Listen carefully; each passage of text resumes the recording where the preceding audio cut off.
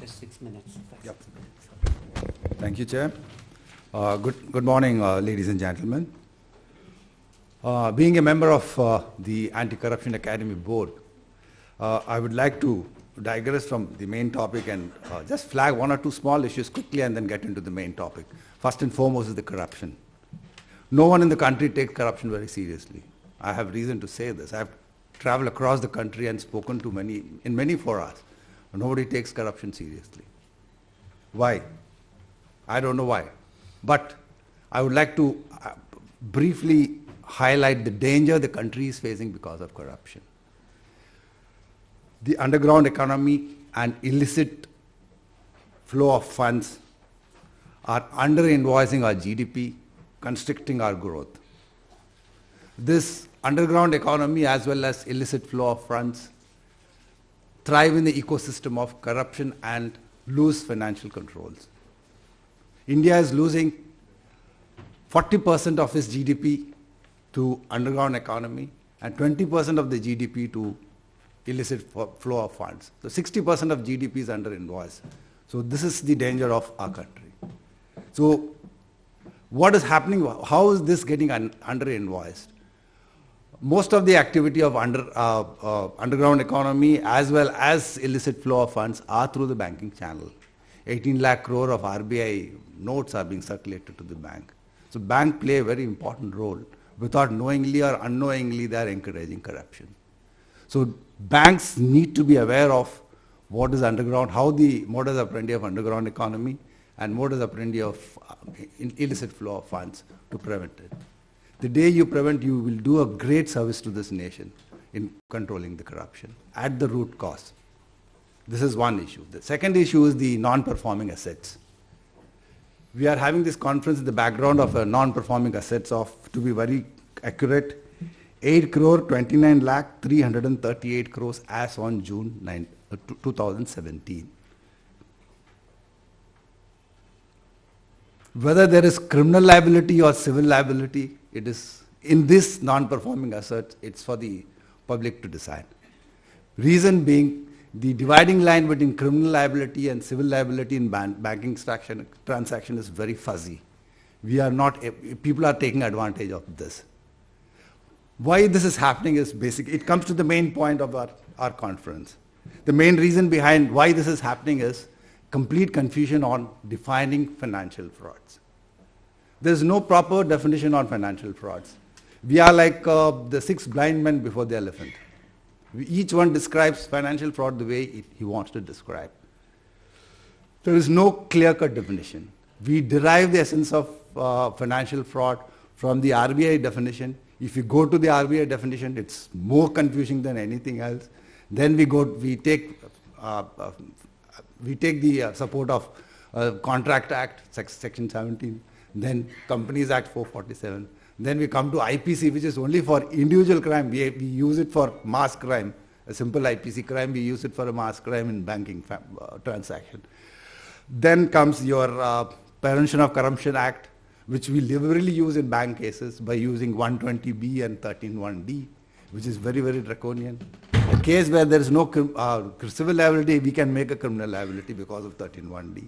There is complete confusion. Apart from this, there is interdependent operations on the financial institutions, financial market, and financial products.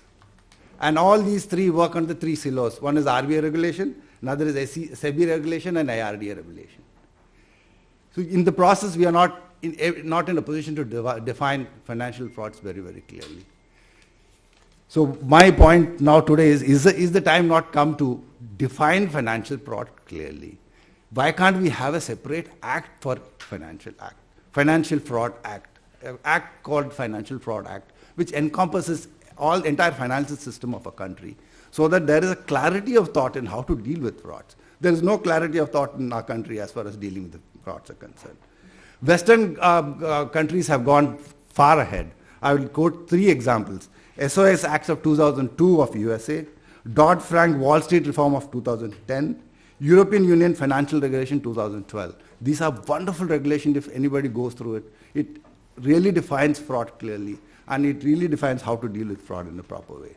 Coming to that, Apart from this, once we define fraud, we need to identify how it manifests into various forms.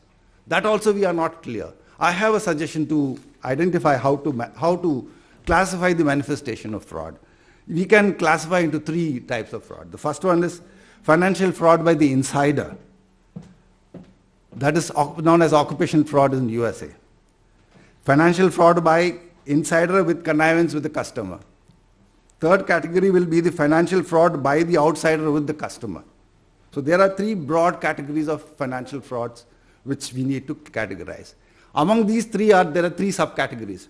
One is corruption, one is asset misappropriation, another is fraudulent statements.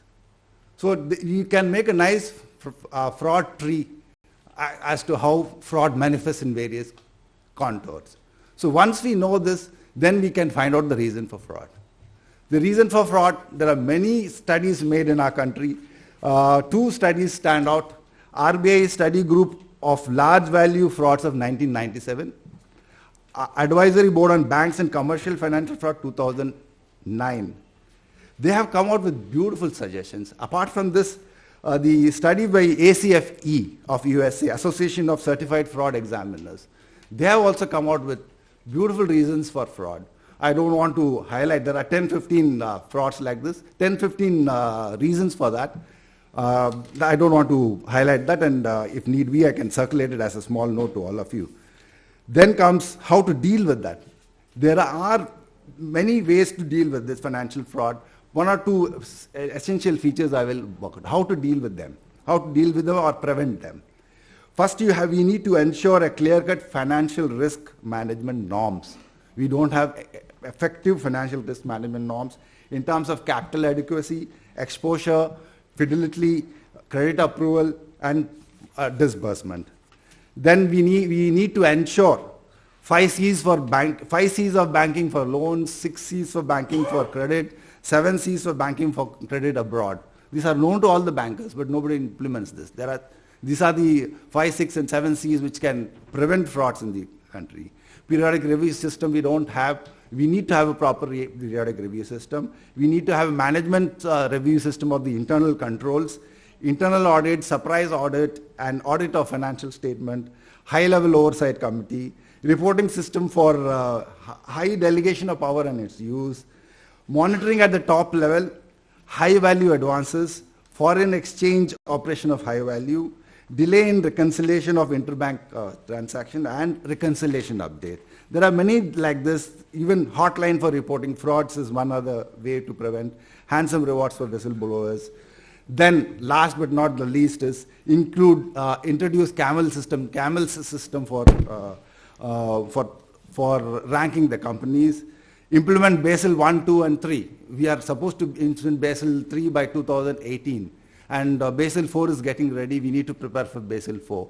The day we do all these things, all the preventive measures required to stop financial corruption will fall in its place.